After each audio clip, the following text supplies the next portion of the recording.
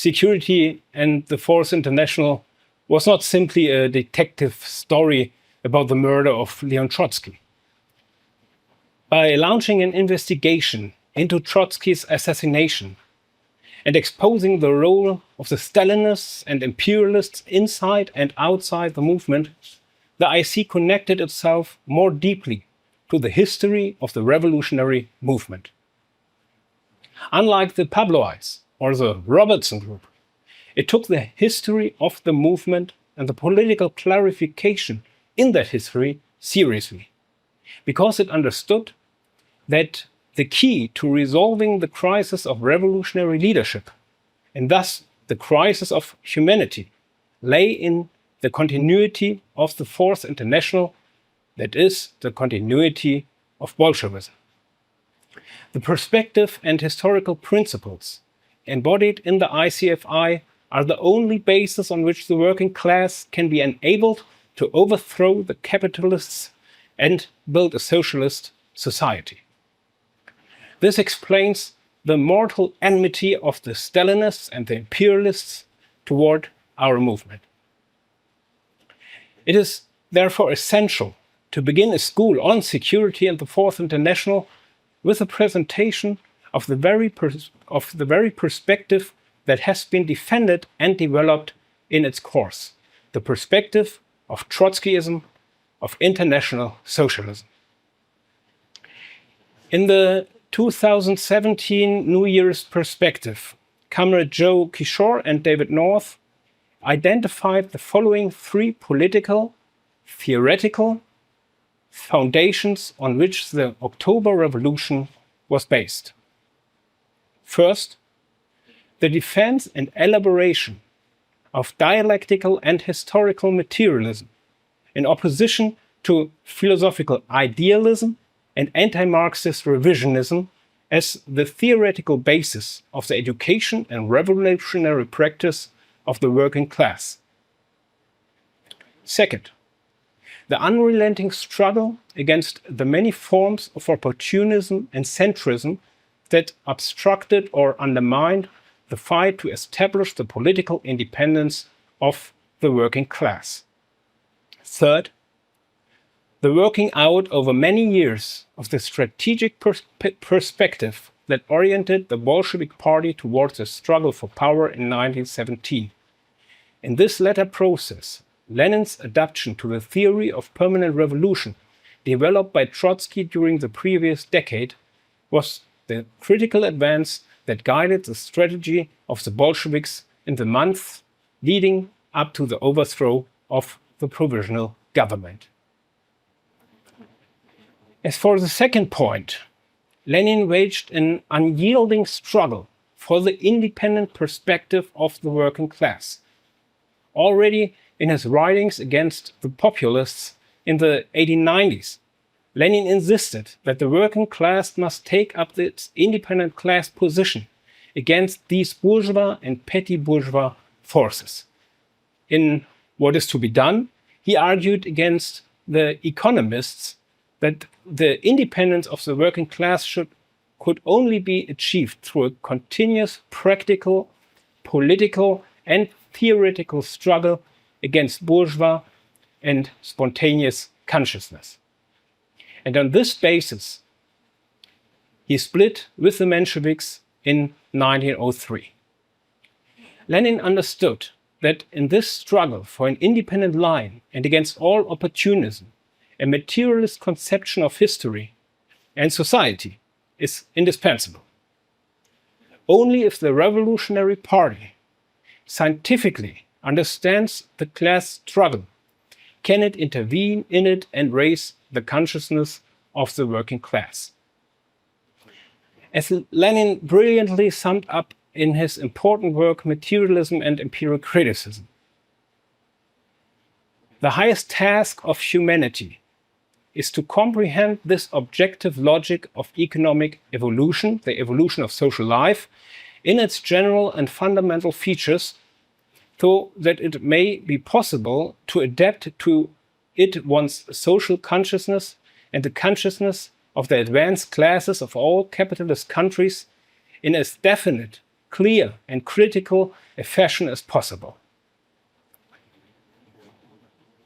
And this was very much the working basis of Lenin, Trotsky, and the other great Marxists.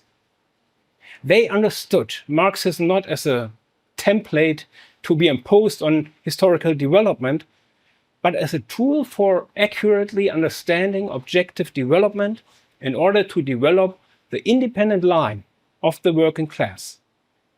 From this standpoint, they approached the comprehensive changes that capitalism had undergone since the end of the 19th century. In Russia, these questions were particularly acute. The basic principle of Marxism is that social revolution, that is the process of replacing one ruling class with another, takes place only when the development of productive forces is no longer possible within the framework of the existing relations of production, as Comrade Kishore put it in his lecture on the Russian Revolution. But when Marxism arrived in Russia, these processes were still in their infancy. The country was largely agrarian, with a peasant population of 100 million. Although serfdom had been abolished in 1861, rural structures remained essentially feudal, dominated by some 60,000 extremely wealthy, mostly aristocratic landowners. At the same time, industry in the urban centers was very modern. 3 to 5 million workers produced about half of the national income, often in large factories with over 1,000 employees.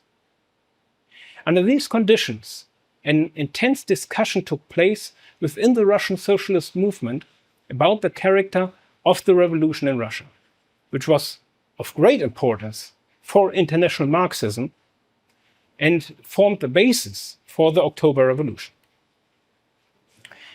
Essentially, there were three concepts of the Russian Revolution. There was Plekhanov's concept that the working class must drive forward the bourgeois revolution. There was Lenin's concept of a democratic dictatorship of the workers and peasants. And there was Trotsky's theory of permanent revolution. The father of Russian Marxism, Georgy Plekhanov, understood the necessity of building an independent party of the working class committed to international socialism. As early as 1848 in Germany, it had become clear that the bourgeoisie, fearing a proletarian uprising, would rather seek an alliance with the feudal powers than push forward the democratic revolution. Quote, "The revolutionary movement will triumph in Russia as a workers' movement, or it will never triumph," Plekhanov therefore declared at the founding Congress of the Second International in 1889. But Plekhanov formally transferred the development of capitalism in Western Europe to the situation in Russia, and therefore understood the revolution as a purely bourgeois revolution. The workers had to drive it forward, but ultimately hand over power to the bourgeoisie so that capitalism could fully develop in Russia. As a Menshevik leader, he ultimately openly promoted an alliance between the proletariat and the bourgeoisie. With the revolution of 1905, the limits of this perspective became obvious. As David North explained it, the events of 1905, that is, the eruption of the first Russian Revolution, generated serious questions about the viability of Plekhanov's theoretical model. The most significant aspect of the Russian Revolution was the dominant political role played by the proletariat in the struggle against Tsarism. Against the background of general strikes and insurrection, the maneuverings of the political leaders of the Russian bourgeoisie appeared petty and treacherous. No Robespierre or Danton was to be found among the bourgeoisie. The Cadet Party bore no resemblance to the Jacobins. In the midst of these revolutionary events of 1905, Lenin developed a position opposed to Plekhanov. In solving the tasks of the bourgeois revolution, the proletariat could not rely on the bourgeoisie, which reacted to every independent movement of the working class by moving closer to the landowners and the Tsarist regime. Lenin argued that the working class had to solve the task of the bourgeois revolution independently of and against the bourgeoisie. In doing so, he relied on an alliance with the peasantry. Instead of bourgeois parliamentarism, he demanded a democratic dictatorship of the proletariat and the peasantry. Instead of cooperation with the bourgeoisie, he called for the mobilization of the rural working population. But even Lenin saw the task of this revolution, above all the solution of the land question, as bourgeois. As Lenin himself explained, but of course it will be a democratic, not a socialist dictatorship. It will be unable, without a series of intermediate stages of revolutionary development, to affect the foundations of capitalism.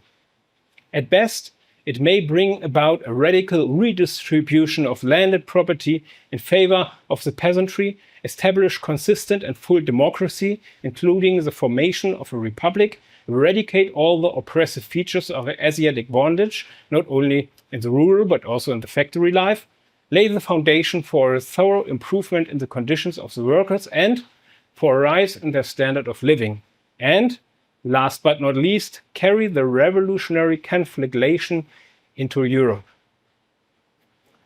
Lenin's conception was undoubtedly a significant step forward because it reformulated the class relationship in the revolution and in the new form of rule, and already placed the revolution in Russia within the context of the European Revolution.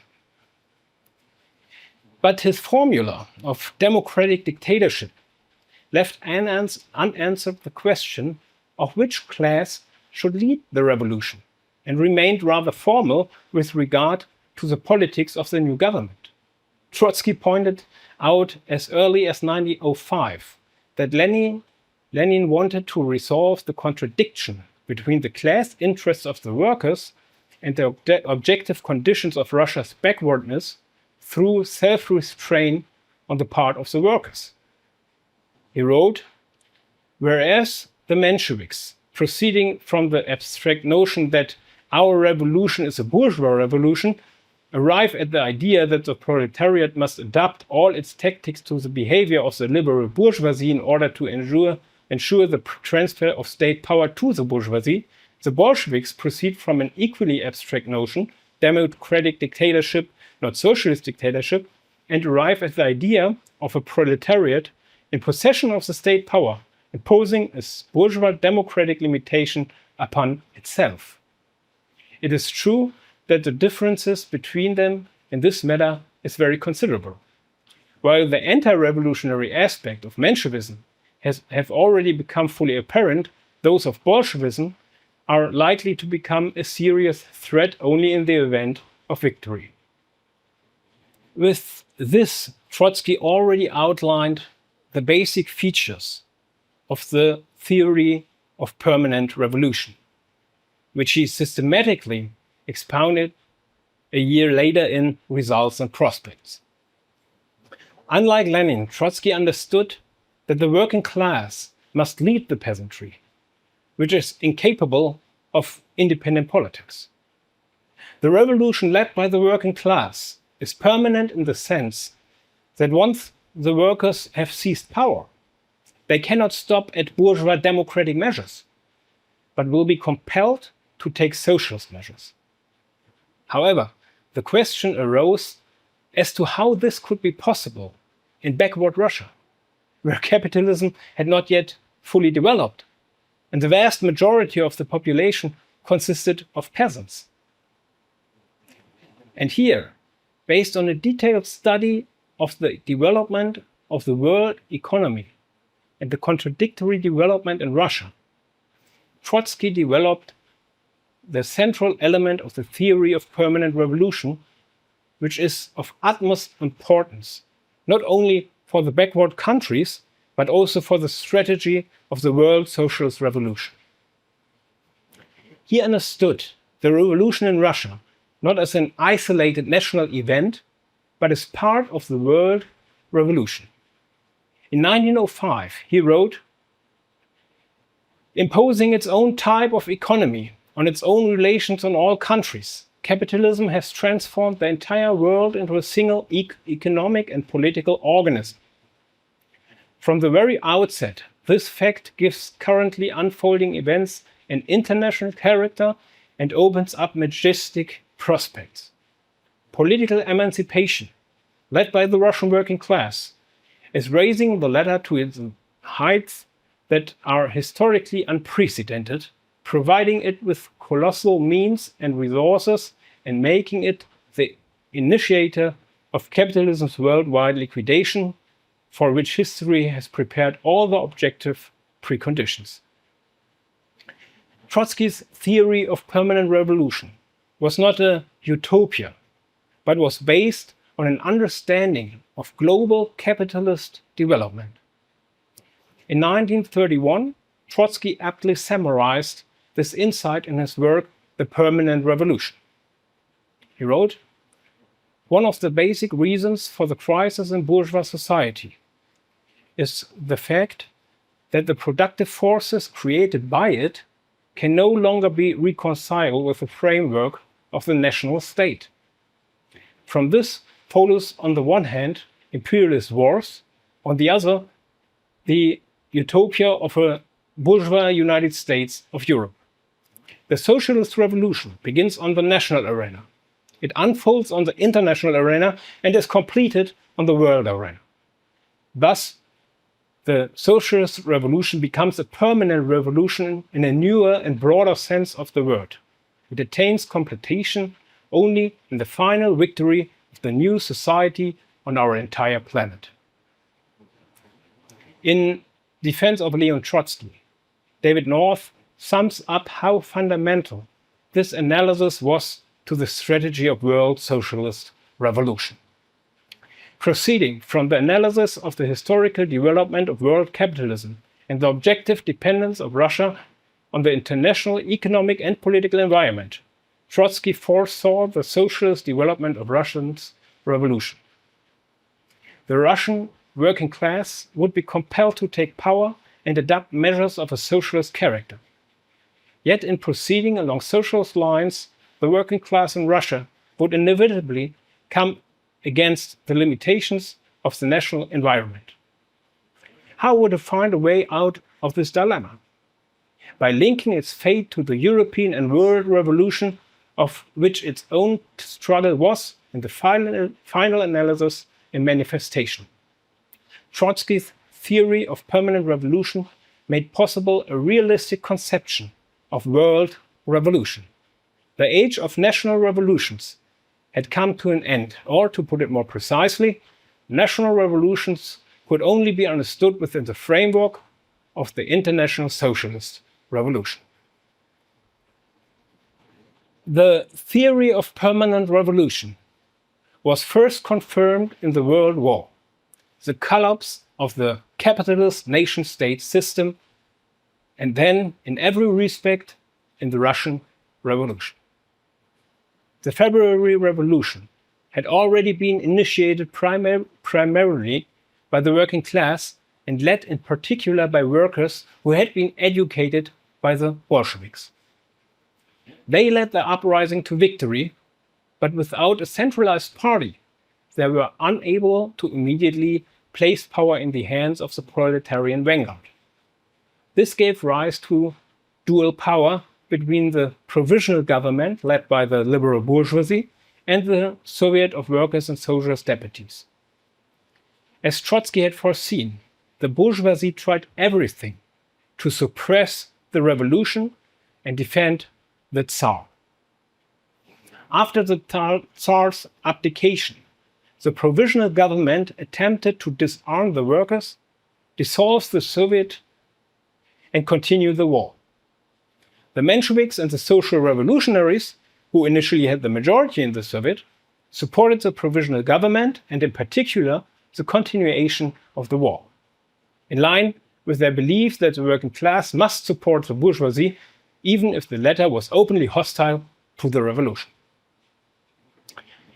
Under these conditions, a fierce debate developed within the Bolshevik Party over the relationship to the provisional government and the continuation of the war. Kamenev and Stalin, who jointly headed the editorial board of Pravda, argued that the Bolsheviks must critically support the provisional government in order to create the best conditions for the democratic dictatorship of the workers and peasants. They even openly called for support for the continuation of the war. Lenin, on the other hand, had already moved closer to Trotsky's position during the war in his fundamental analysis of imperialism. In Imperialism, the highest stage of capitalism, he explained how capitalism had developed into, quote, a world system of colonial oppression and financial strangulation of the vast majority of the world's population by a handful of advanced countries. End quote. His slogan from Zimmerwald, turn the war into a civil war, puts the socialist revolution in all European countries on the agenda. Even before his return to Russia, Lenin described any support for the provisional government in his letters from afar as a betrayal of the cause of the proletariat and rejected the continuation of the imperialist rate. As soon as he arrived in Russia, he discussed the April thesis within the party, on the basis of which he was not unjustifiably accused of Trotskyism. In his thesis, Lenin emphasized that the Bolsheviks' position must not change, that the war on the Russian side remained an imperialist war of plunder. Precisely because the mood among the masses was that the war was a defensive of the revolution, it was necessary for the Bolsheviks to reveal the true background of the war. It was necessary to prove that without overthrowing capital, it is impossible to end the war by a truly democratic peace, a peace not imposed by violence. This was an important point, because Lenin proceeded from the objective conditions and not from the immediate consciousness of the working class, as he had already explained in What is to be Done. The logic of class struggle would reveal the counter-revolutionary character of Kerensky and the Mensheviks, Lenin explained. At the decisive stage, the convergence of the party program and objective conditions would enable the Bolsheviks to win the masses of the working class for the perspective of socialist revolution. In the second point of his thesis, Lenin clearly backed the idea of permanent revolution by calling for the proletariat to take power. He said that the Bolsheviks shouldn't have any illusions about the provisional government, but should oppose parliamentarism with the rule of the councils. The police, army, and civil service had to be abolished and replaced. In addition to nationalizing the land, Lenin also demanded direct control of the banks by the Soviets and workers' control over production and distribution. The Social Democratic Labour Party of Russia should be renamed the Communist Party, and the founding of a Communist International should be undertaken, directed against both the social chauvinists and the centrists. David North aptly summarizes Lenin's development towards Trotsky's internationalist position. He wrote, Lenin's political program, which signaled alignment of his strategy with Trotsky's theory of permanent revolution, was not based primarily on an appraisal of nationally determined circumstances and opportunities as they existed in Russia. The essential question confronting the working class was not whether Russia, as a national state, had achieved a sufficient level of capitalist development that would allow a transition to socialism, Rather, the Russian working class confronted a historical situation in which its own fate was inextricably bound up with the struggle of the European working class against the imperialist war and the capitalist system from which it arose. Lenin's new orientation was also clearly evident in his draft program for the Proletarian Party, which he also wrote in April 1917. It states, "The war is not a product of the evil will of rapacious capitalists, although it is undoubtedly being fought only in their interests, and they alone are being enriched by it. The war is a product of half a century of development of world capitalism and of its billions of threads and connections. It is impossible to slip out of the imperialist war and achieve a democratic, non-coercive peace without overthrowing the power of capital and transferring state power to another class, the proletariat. The Russian Revolution of February-March 1917 was the beginning of the transformation of the imperialist war into a civil war. The revolution took the first step forward, ending the war. But it requires a second step, namely the transfer of state power to the proletariat, to make the end of the war a certainty.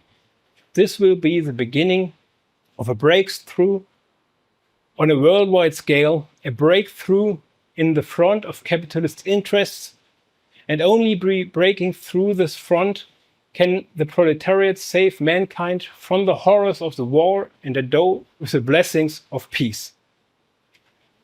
While Lenin had thus joined the theory of permanent revolution, Trotsky gained a deeper understanding of Lenin's unyielding struggle for a complete break with the opportunists, who had turned into social patriots and defenders of the fatherland in the course of the war and revolution in Russia. Since Trotsky had ruled out a union with the Mensheviks, there was no better Bolshevik, Lenin declared in October 1917. Lenin had already placed the struggle against opportunism and the workers' movement at the center of his program in What is to be Done, and had completed the break with the Mensheviks in 1912. With the outbreak of war, Lenin pressed internationally for a total break with the defenders of the fatherland, and especially with the centrists who wanted to prevent this break. In Russia, this was confirmed by the counter-revolutionary role played by the Mensheviks. Instead of fighting against the bourgeois and the Black Hundreds, they fought against the Bolsheviks and supported the hunt for them after the July protests. Trotsky was imprisoned and Lenin had to go into hiding. Kerensky, who was supported by the Mensheviks, even collaborated with General Kornilov to disempower the Soviets and destroy the revolution. The question of state power came to a head, and the Mensheviks and social revolutionaries who supported Kerensky were discredited among the masses. During this period, Lenin devoted himself to his fundamental study, State and Revolution, in which he vehemently opposed the reformist position that the bourgeois state apparatus could be taken over by the working class. Based on Marx and Engels, Lenin demonstrated the class character of the state and proved that the working class had to smash the bourgeois state and replace it with its own. Trotsky rightly described the work as a scientific introduction to the greatest revolution in history. It was the preparation for the seizure of power. After the workers, led by the Bolsheviks, had defeated the Kornilov Putsch, Lenin wrote, while still working on state and revolution, quote, "The question of state power cannot be evaded or brushed aside because it is the key question determining everything in a revolutionary development. The slogan 'Power to the Soviets', however, is very often, if not in most cases, taken quite incorrectly to mean a cabinet of the parties of the Soviet majority. Power to the Soviets means radically reshaping the entire old state apparatus, that bureaucratic apparatus which hampers everything democratic. It means removing this apparatus and substituting for it a new popular one, i.e. a truly democratic apparatus of Soviets, i.e. the organized and armed majority of the people, the workers, soldiers, and peasants. It means allowing the majority of the people initiate initiative and independence not only in the election of deputies, but also in the state administration, in effecting reforms and various other changes. Lenin's orientation against any half measures and compromises with the bourgeoisie or its agents in the ranks of the working class undoubtedly laid the foundation for the October Revolution. Lenin and Trotsky could only take this stance because of their strategic orientation towards the socialist world revolution, for only the international working class provided the objective basis for this tremendous revolutionary upheaval. That was also evident immediately before the October Revolution, when Zinoviev and Kamenev rejected the Bolsheviks' seizure of power. The doubters looked exclusively at the national conditions in Russia, under which they considered a revolution impossible. Instead, they demanded that the Constituent Assembly be convened and that the bourgeoisie be forced to solve the democratic tasks. They repeated at a higher stage of development the disputes of April. Lenin and Trotsky understood Russian developments as part of the international class struggle and therefore came to completely different conclusions.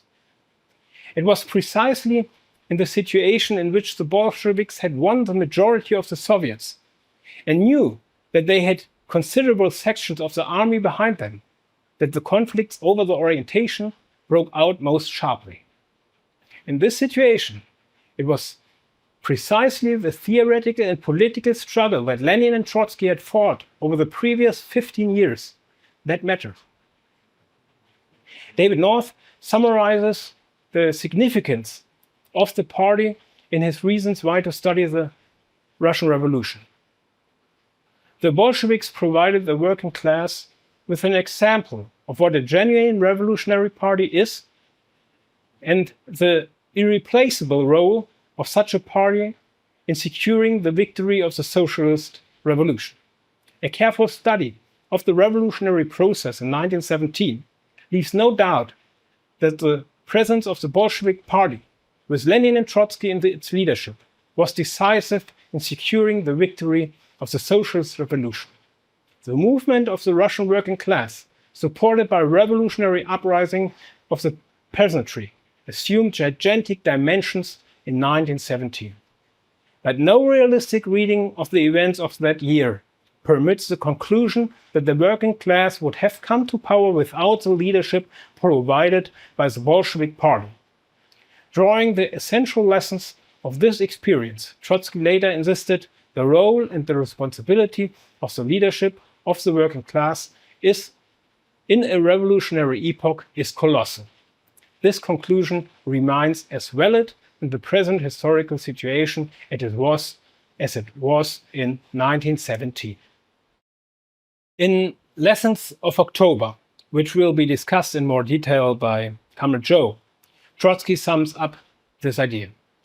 Events have proved that without a party capable of directing the proletarian revolution, the revolution itself is rendered impossible. The proletariat cannot seize power by a spontaneous uprising. One propertied class is able to seize power that has been wrested from another propertied class, because it is able to base itself upon its riches, its cultural level, and its innumerable connections with the old state apparatus. But there's nothing else that can serve the proletariat as a substitute for its own party. The October Revolution was an international event in every sense of the word. On the one hand, more than a dozen foreign powers intervened in Russia to support the White Army and overthrow the working class. On the other hand, the years following the October Revolution saw numerous uprisings and revolutions around the world. The most significant was the November Revolution in Germany, where the importance of the Revolutionary Party was confirmed in a negative way. The left wing of the Social Democracy had hesitated to break with the SPD and later with the centrist USPD and build an independent revolutionary party. There were complex historical and political reasons for this, but the result was that the discredited SPD, with the support of the centrist USPD, was able to disempower the workers' councils and strangle the November Revolution. When the left wing of the SPD finally broke away and founded the KPD on January 1st, 1919, it took only 2 weeks before its leaders Karl Liebknecht and Rosa Luxemburg were brutally murdered by right-wing Freikorps soldiers during the Spartacus uprising at the behest of the SPD government. The bourgeoisie, for its part, had learned its lessons from the October Revolution and plastered posters all over Berlin reading "Schlagt ihre Führer tot," kill their leaders, an episode that is not insignificant for the discussion of security in the Fourth International. 7 weeks after the assassination of Luxemburg and Liebknecht, the founding Congress of the Comintern took place. Lenin and Trotsky drew the conclusions from the October Revolution and the experiences in Germany that communist parties modeled on the Bolsheviks must be built in every country of the world in order to enable the spread of the revolution and make the socialist world revolution a reality. The manifesto of the founding Congress, written by Trotsky, stated, "Our task is to generalize the revolutionary experiences of the working class, to purge the movement of the corroding admixture of opportunism and social patriotism, to unify the efforts of all genuinely revolutionary parties of the world proletariat, and thereby facilitate and hasten the victory of the communist revolution throughout the world." The First International presaged the future course of development and indicated its paths. If the Second International gathered and organized millions of workers, then the Third International is the international of open mass action, the international of revolutionary realization, the international of the deed. And these were not just words. The Comintern adopted very definite organizational principles that were intended to rule out any half-heartedness toward opportunists and any centrism, and which were expressed in the 21 conditions for membership in the Comintern. The manifesto of the Second Congress, at which the conditions were adopted, stated in no uncertain terms, quote, "The Communist International is the party of the revolutionary education of the world proletariat. It rejects all those organizations and groups which openly or covertly stupefy, demoralize, or weaken the proletariat, exhorting it to kneel before the fetishes which are facade for the dictatorship of the bourgeoisie, legalism, democracy, national defense, etc.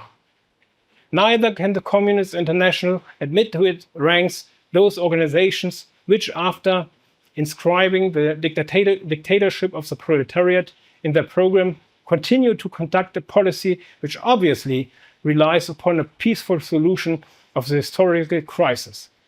Mere recognition of the Soviet system settles nothing.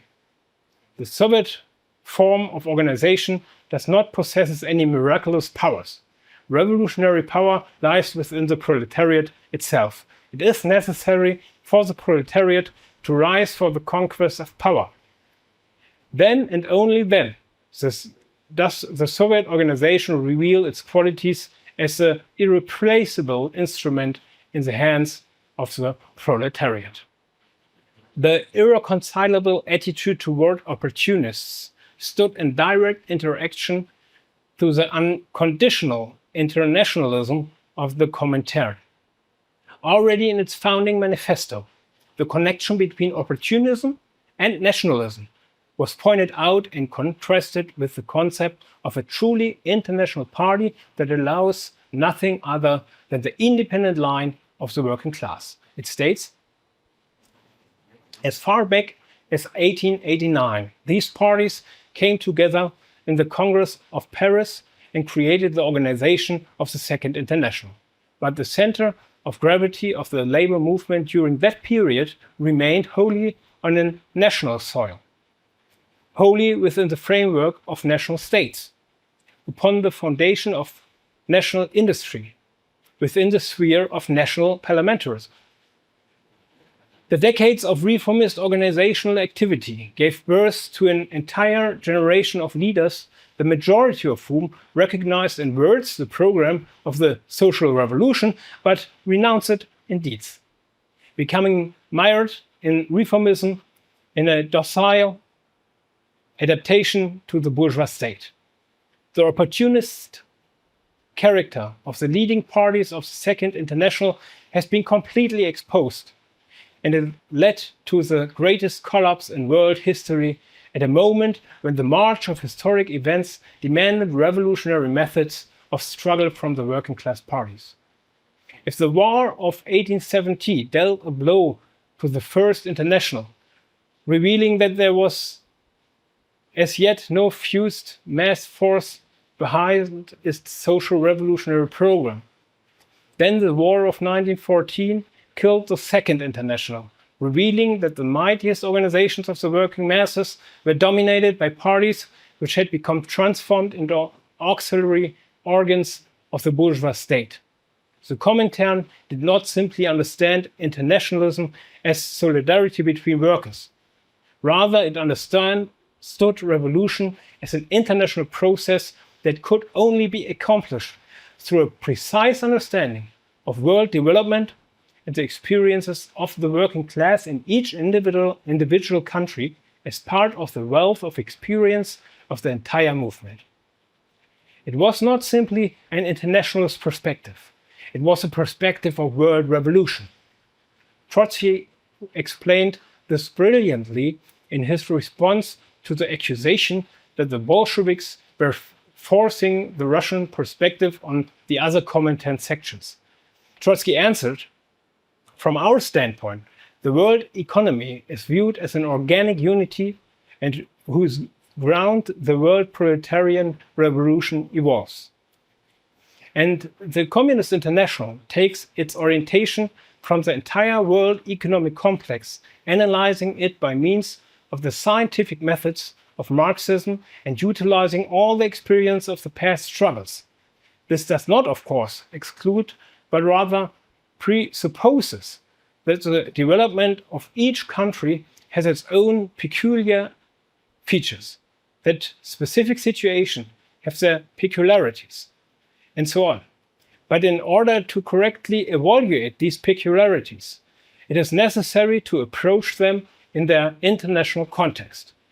Understanding the entire world situation through the historical experiences of the movement in each country in order to develop a revolutionary strategy is a concretization of Lenin's call in Imperial Criticism, which I quoted earlier.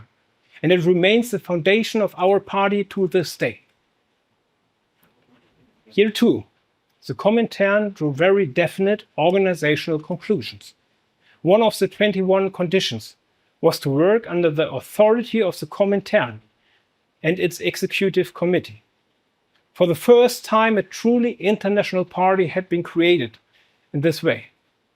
In preparation for the Second Congress, Trotsky wrote, "Let us repeat, the Communist International is not an arithmetic sum of national worker parties.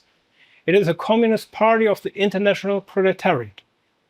The German Communist Party has the right and the obligation to raise point blank the question, on what grounds is Turati a member of their party? In reviewing the question of the entry of the independent German Social Democrats and the French Socialist Party into the Third International, the Russian communists have the right and the obligation to pose such conditions as would, from their viewpoint, secure our international party against dilution and disintegration. Every organization entering the ranks of the Communist International acquires in return the right and the opportunity to actively influence the theory and practice of Russian Bolsheviks, German Spartacists, etc., etc. Looking at the manifestos and the discussions of the first 4 congresses of the Comintern as a whole, one encounters a language that is unique and found today only among us. The intense striving to penetrate the objective class dynamics and world development, and at the same time to write directly for the struggle to intervene in this development with all one's might, at all times uncompromising toward all attempts to water down the program and adapt to national pressures. At its 3rd and 4th congresses, the Comintern recognized that the revolutionary upsurge had temporarily ebbed, but presented a thorough analysis of why capitalism could not return to its pre-war stability and why new storms were coming. Under these conditions, the Comintern paid great attention to the question of how the communist parties could maneuver in the tide of class struggle, win the confidence of the class, and break the workers' masses from the reformist organizations. Trotsky summed up the significance of the Third Congress as follows.